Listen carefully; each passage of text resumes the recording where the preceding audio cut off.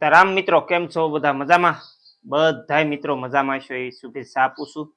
અને આજે ફરી પાછા આપણે નવી રેસીપીમાં બનાવીશું આજે તુવેર ટોઠા. તો કે અત્યારે શિયાળામાં તુવેર બહુ સરસ મજાની પાકી હોય, એટલે આ છે ને આના દાણાનું શાક એને તુવેર ટોઠા કહેવામાં આવે છે. જો આ રીતે આપણે આ તુવેર, તો હવે આને આપણે ફોલીના દાણા કાઢવાના છે. થોડીક ફોલી છે આપણે અને થોડાક દાણા કાઢી નાખીએ. હવે પછી આપણે આજે તુવેર ટોઠાનું શાક બનાવવાનું છે, તો કન્ટિન્યુ વિડીયોમાં મિત્રો લાગી રહેજો.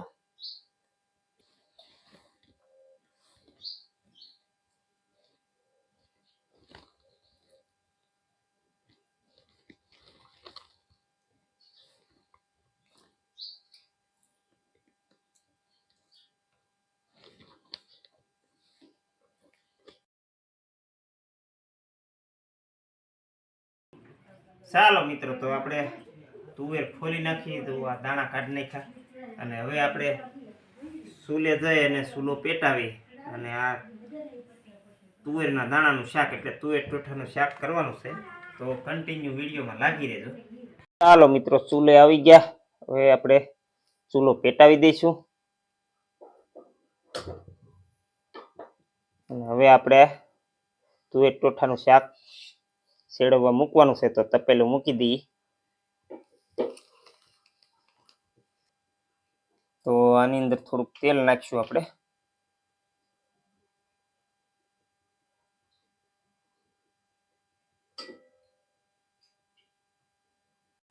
ચાલો મિત્રો, તેલ આવી ગયું, તો આપણે પહેલા નાખીશું જીરું.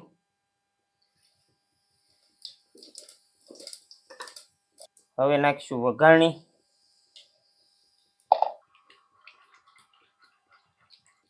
ધોઈને હમણાં નાખવા પડશે. હવે હાલો નાખી દઈએ.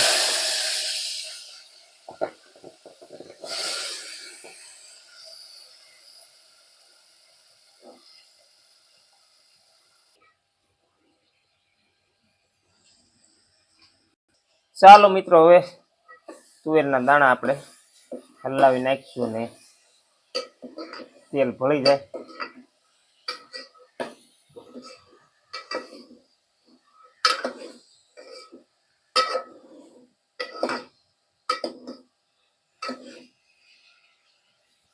ચાલો મિત્રો, હવે ઘડીક આને ઢાંકી દઈશું આપણે અને ધીમા તાપે અને સડવા દઈશું તેલમાં. ચાલો મિત્રો, જોઈ લઈશું.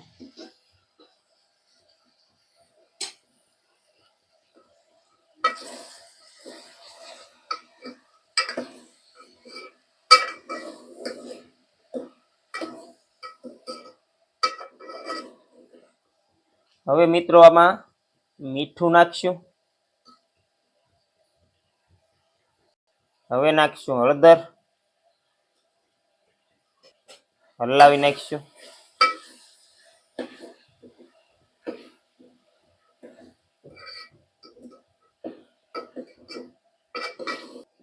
ચાલો મિત્રો, ઘડીક હજી આને ઢાંકી દઈશું અને ઘડીક દાણાને સડવા દઈશું.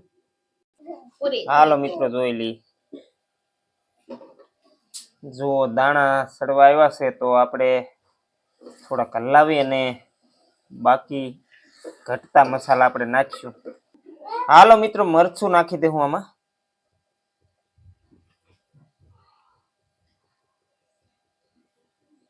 હવે નાખીશું ધાણા જીરું. હલાવી નાખીશું.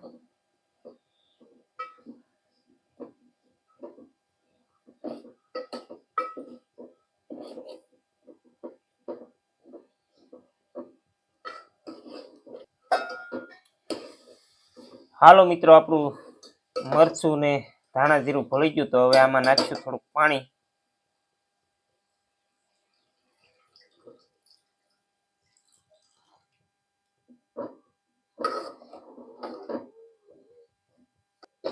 હાલો મિત્રો, હવે આને ધીમા તાપે ઘડીક વાર સડવા દઈશું.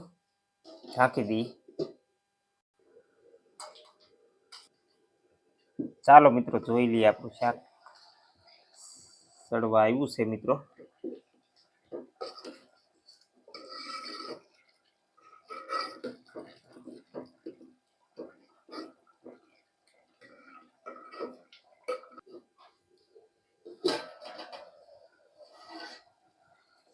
હાલો મિત્રો, સંપૂર્ણ આપણું શાક સડી ગયું છે તુવેર ચોખાનું. હવે આમાં કોથમરી નાખી દી.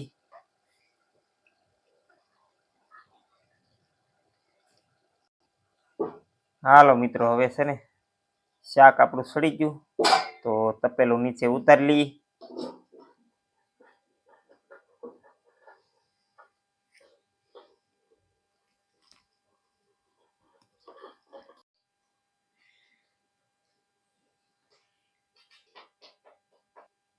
ચાલો મિત્રો, તુવેર ટોઠાનું શાક ખાઈ લઈ, અને હવે વાળું ટાણું થઈ ગયું છે મિત્રો, તો જમી લઈશું.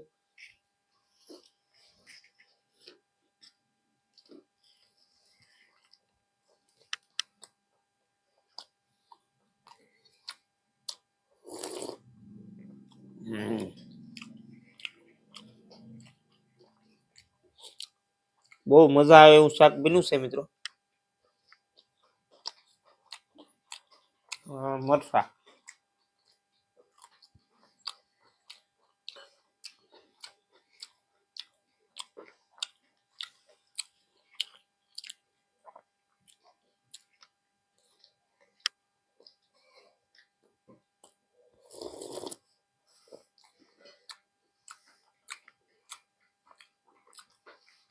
આ ભાઈ અમારે વંશુભાઈ એટલે જમવા બેઠા છે મારી સાથે, અને અમારા મીરાબેન છે ને એ બહાર જતા રહ્યા એટલે બહાર ભણવા જતા રહ્યા, એટલે એ વિડીયોમાં હમણાં નહીં દેખાય, કારણ કે અહીં મેથળા ભણતા એ અમારા ગામની બાજુમાં મવા તાલુકાનું ઊંચા કોટડા ગામ છે, અને ત્યાં બાજુનું નાનું ગામ નીચા કોટડા છે. ત્યાં કસ્તુરબા બાલિકાશ્રમમાં મીરાબેનને પ્રવેશ મળ્યો છે, એટલે ત્યાં હોસ્ટેલમાં રહેવા માટે જતા રહ્યા, ત્યાં કોટડા ભણે છે. તો એ વિડીયોમાં હવે નહીં આવે, અને અમારા ભાઈ અહીંયા ભણે છે, એટલે એ વિડીયોમાં અવારનવાર જોવા મળશે તમને.